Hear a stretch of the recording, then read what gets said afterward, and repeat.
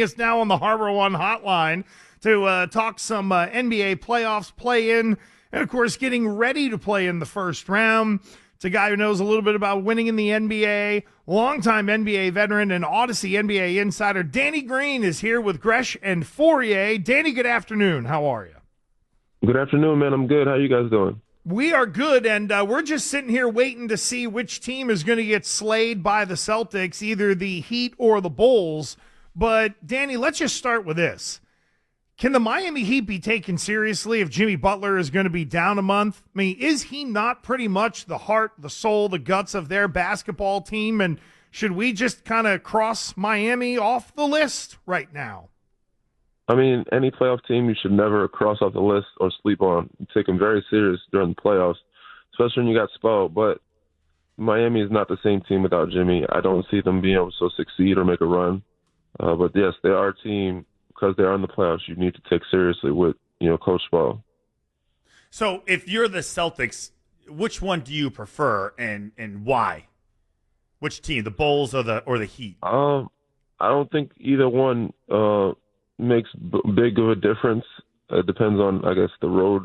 What team would prepare you more for the next round? Maybe Miami. You would hope that Terry Rozier is healthy. They play Duncan Robinson. Those guys could get catch heat and prepare you. Spo, be a nice little coaching battle. But either one of them, so you can't go wrong. I feel like they're very similar. You know what, Dan? The reason, I look at this Celtics team and I go, man, if I'm them, I want a piece of the Heat. I would prefer the Heat to kind of just, I don't know, because that's been the only rival they've had really in a while, and the whole Heat culture thing. Home. Yeah, I think that would be the one I would want, just to kind of get that one out of the way. Too. Yeah, I would want that too, but I would want them healthy. So yeah, I would want if I was a part of that group, I would want my revenge. But I said you'd want to play them healthy, so I said they're not healthy, so it can go either way.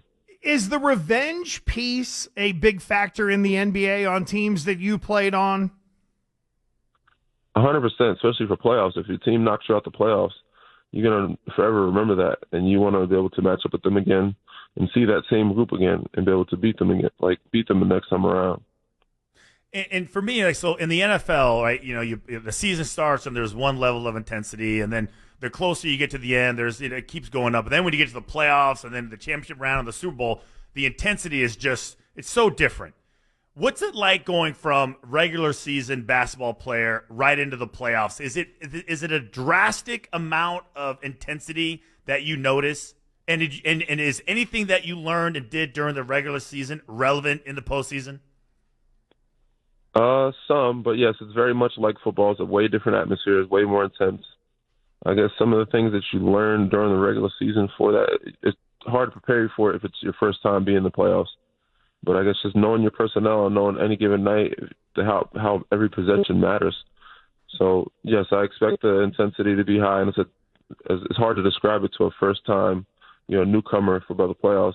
So there's nothing about the regular season that can kind of prepare you for it. But, it's a every possession matters type of game. And do you see a difference with the refs calling the playoff games as opposed to the regular season? Do you see those guys swallowing their whistle a little bit more? Yeah, it's a little more physical. The game slows down. It's more intense. It's hard to prep somebody for it. It's hard to describe it. And also go game to game. It may be different. So some games they may call it tight. Some games they may call it, let you play some. But usually early on, it's just the first two games, they do let it get more physical. Danny, I know that in one of your championship years, you guys beat the Golden State Warriors. I feel like relative to the Eastern Conference, the Celtics are in a Golden State Warriors situation where they should get out of the East. They are the prohibitive favorites. What does the messaging then have to be to this team? If you were a veteran on the Celtics, what would you be telling some of these grizzled young vets about finishing the mission and actually hoisting a championship trophy? I mean, it takes just as much mental fortitude as it does physical. The mental, emotional side of it, you got to be locked in. And, I mean, I think they know that. There's not much that I could tell. So they have a group that's been there before, and they know that they were this close, to getting it done.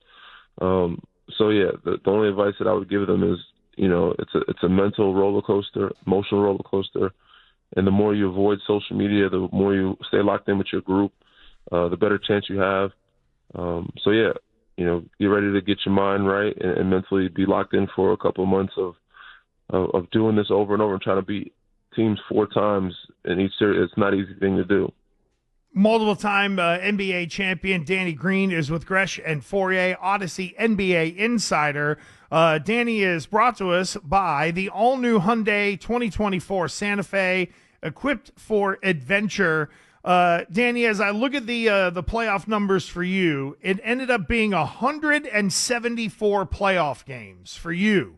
One of the things we've talked about in Boston is how we've got grizzled young vets, and we heard a little bit of audio earlier of Jaylen Brown talking about, basically don't take the cheese. It's a long grind. We've been there. We haven't made it, all that kind of stuff. Around what point in your NBA career did the playoffs start to kind of crystallize for you a little bit in terms of what you just said, how difficult it is, how mentally engaged you need to be? How many years did it take for you to, quote unquote, get it in terms of winning in the playoffs?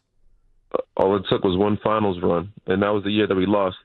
But going that far, that deep into the playoffs, playing for that long, it just lets you know, like, it's a lot on the mind and emotions, and not just the body, but yes. So that first finals run, it let me know everything I needed to know.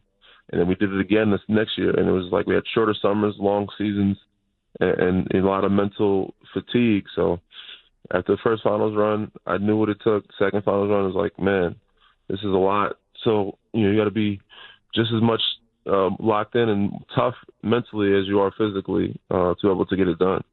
So we're talking to Danny Green, Odyssey, our NBA Odyssey insider, and I'm curious your thoughts on the whole Jontay Porter banned for life because of gambling.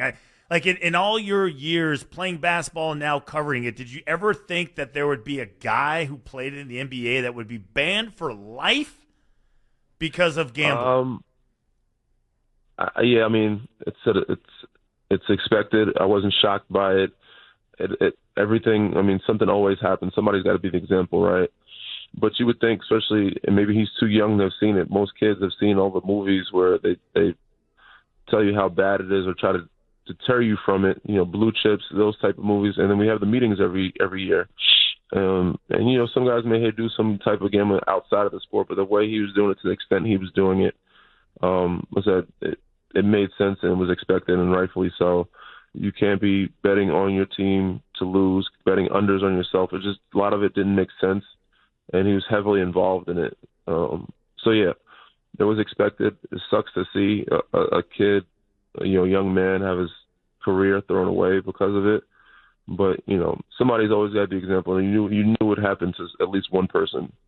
Danny, in your opinion, because you mentioned sort of the way the NBA handles it and talks to you guys, is there plenty of communication, education, understanding what the consequences are? Is there any fault at the NBA level in terms of educating where they maybe could have helped a guy like Jontay Porter, or is the NBA doing a good job of smartening you all up? No, they do. They tell you everything you need to know. There is no miscommunication of what or how dangerous or how serious this is. They emphasize in every meeting that we have about it in preseason. Every season, we have the same meetings about referees, about concussions, about gambling, and there's some other ones. But they take this very serious, and they do their job, and they tell you not to gamble. I don't think that was miscommunicated to anybody. So you knew the risks. Everybody knew the risks when they do it. So you just got to reap the consequences. One other thing for Danny Green, Odyssey NBA Insider, here with Gresh and Fourier. Last year, obviously, you can understand, Danny, there was a lot of talk about Celtics head coach Joe Mazzulla. He got thrown into the spot, did as good a job as he could. This year prepared very differently, right? How important is the head coach come playoff time? Very important, because everybody knows everybody's plays.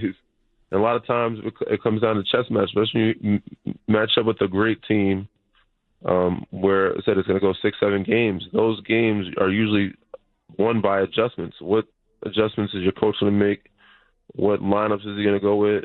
So it's a huge deal. It's a very, very important deal that your head coach knows what he's doing, is prepared for it, and is able to get you guys ready not only for the game but late game execution. So it's a big deal and very important.